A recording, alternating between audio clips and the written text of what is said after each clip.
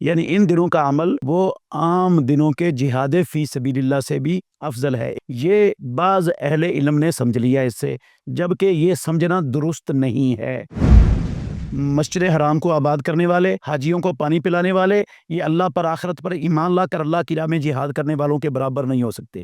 اگر کوئی ان کو برابر سمجھتا ہے وہ ظالم ہے، اور اللہ نے ظالموں کے لیے ہدایت کا دروازہ ہی بند کر دیا ہوا ہے۔ تو جہاں ایک نماز پڑھنا دنیا کی مسجدوں کی 1,00,000 نمازوں سے افضل ہے، وہاں ساری زندگی بندہ نمازیں پڑھتا رہے تو وہ بھی جہاد فی سبیل اللہ مجاہد کے برابر نہیں ہو سکتا۔ کوئی اور عمل کون سا ہوگا پھر جو جہاد فی سبیل اللہ کرنے والے مجاہد کے عمل کے برابر ہو جائے؟ ذوالحجہ کے پہلے 10 دن ان کی عظمت اور شان کے بارے میں یہ معروف حدیث ہر زبان پر عام چلتی ہے کہ رسول مکرم صلی اللہ علیہ وسلم نے فرمایا، ما من ایام العمل الصالح فیہن احب الی اللہ من هذه الایام العشر قالوا ولا الجہاد فی سبیل اللہ قال ولا الجہاد فی سبیل اللہ الا رجل خرج بنفسہ ومالہ فلم یرجع من ذلک بشیء، کہ دنوں میں، سال کے دنوں میں کوئی دن ایسا نہیں جس دن کا کیا ہوا نیک عمل اللہ رب العالمین کو ان 10 دنوں کے کیے ہوئے نیک عمل سے زیادہ پیارا اور محبوب ہو۔ لوگوں نے کہا اللہ کے نبی جہاد فی سبیل اللہ بھی نہیں؟ آپ نے فرمایا جہاد فی سبیل اللہ بھی نہیں، مگر وہ بندہ جو اپنا مال اور جان لے کر نکلا اور کچھ بھی لے کر نہ آیا، وہ عام دنوں میں ہو یا ان دنوں میں ہو، وہ ہر دن میں ایک برابر ہے۔ اس حدیث کے متعلق ایک غلط فہمی اور ایک شبہ کا ازالہ صرف کرنا چاہتا ہوں، وہ یہ ہے کہ بہت سے اہل علم انہوں نے اس حدیث سے یہ سمجھ لیا ہے کہ عشرہ ذوالحجہ میں کیا ہوا کوئی بھی عمل وہ سال کے باقی اعمال کے ساتھ ساتھ جہاد فی سبیل اللہ سے بھی افضل عمل ہو جاتا ہے۔ یعنی ان دنوں کا عمل وہ عام دنوں کے جہاد فی سبیل اللہ سے بھی افضل ہے۔ ان دنوں میں اگر کوئی تکبیریں پڑھتا ہے، اگر کوئی صدقہ خیرات کرتا ہے، اگر کوئی اذکار کرتا ہے صبح و شام کے، سبحان اللہ، الحمدللہ، لا الہ الا اللہ، واللہ اکبر، ولا حول ولا قوت الا باللہ پڑھتا ہے، تو یہ اذکار، یہ سنتیں، یہ نوافل اور یہ تلاوت اور یہ نفلی صدقہ خیرات، یہ جہاد فی سبیل اللہ سے بھی افضل ہو جاتا ہے۔ یہ بعض اہل علم نے سمجھ لیا اس سے، جبکہ یہ سمجھنا درست نہیں ہے۔ بس صرف اس کی وضاحت کرنا چاہتا ہوں۔ وجہ اس کی یہ ہے، جہاد فی سبیل اللہ اسلام میں ذروۃ و سنام الاسلام قرار دیا ہے امام الانبیاء نے اس کو۔ یہ اسلام کی کوہان کی چوٹی ہے اور چوٹی کا عمل ہے، اور جہاد فی سبیل اللہ سے افضل تو دور کی بات، کوئی عمل جہاد فی سبیل اللہ کے برابر بھی نہیں۔ صحیح بخاری میں حدیث ہے، رسول اللہ صلی اللہ علیہ وسلم سے پوچھا گیا کہ ایسا عمل بتائیے جو جہاد فی سبیل اللہ کے برابر ہو۔ آپ نے فرمایا لا اجدو، میں نہیں پاتا ہوں۔ مسلم شریف کی حدیث میں لفظ ہیں، سائل نے دوسری مرتبہ پھر تیسری مرتبہ بھی یہ پوچھا، آپ نے ہر مرتبہ کہا لا اجدو، میں نہیں پاتا ہوں۔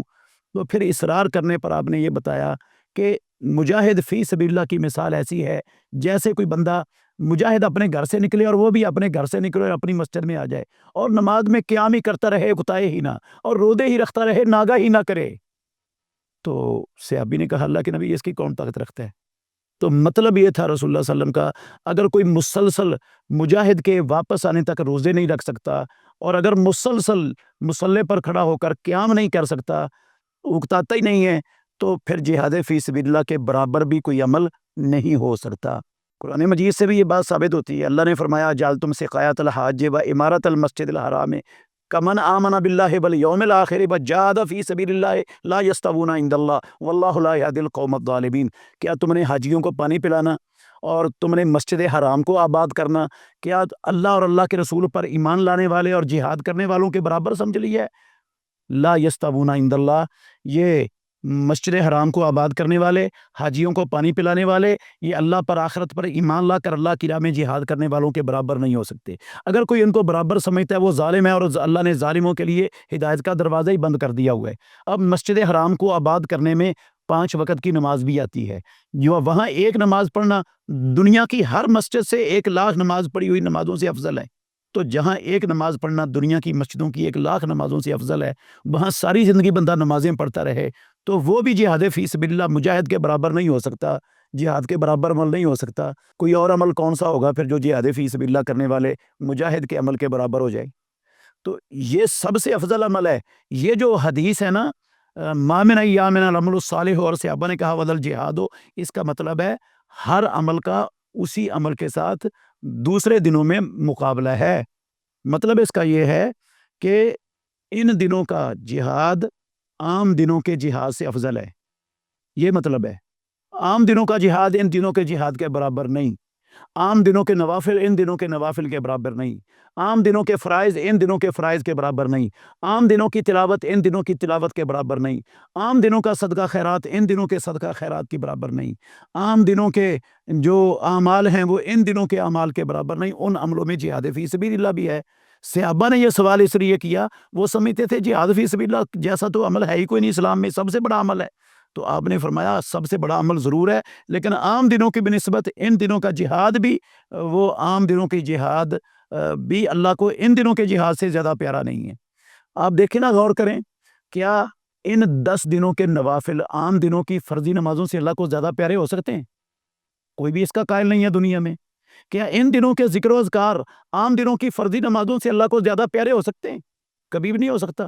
کیا ان دنوں کے نفلی روزے رمضان المبارک کے فردی روزوں سے اللہ کو زیادہ پیارے ہو سکتے ہیں؟ کبھی بھی نہیں ہو سکتا۔ وہ فرضوں کا فرضوں سے مقابلہ ہے، نفلوں کا نفلوں سے مقابلہ ہے، ہر عبادت کا اسی عبادت سے مقابلہ ہے۔ اس کا مطلب یہ ہے کہ کوئی بھی عبادت ان دنوں کی وہ عام دنوں کی بنسبت وہ اللہ کو زیادہ پیاری اور محبوب ہے۔ عام دنوں میں عبادت وہ اللہ کو فرائض نفل سے نوافل سے زیادہ پیارے ہیں، ان دنوں میں بھی فرائض نوافل سے زیادہ پیارے ہیں، لیکن مقابلہ ان دنوں کے نوافل اور عام دنوں کے فرائض کا نہیں ہے، ہر عبادت کا عام دنوں کی عبادت سے ہے۔ اللہ ہمیں سمجھنے کی اور عمل کرنے کی توفیق عطا فرمائے۔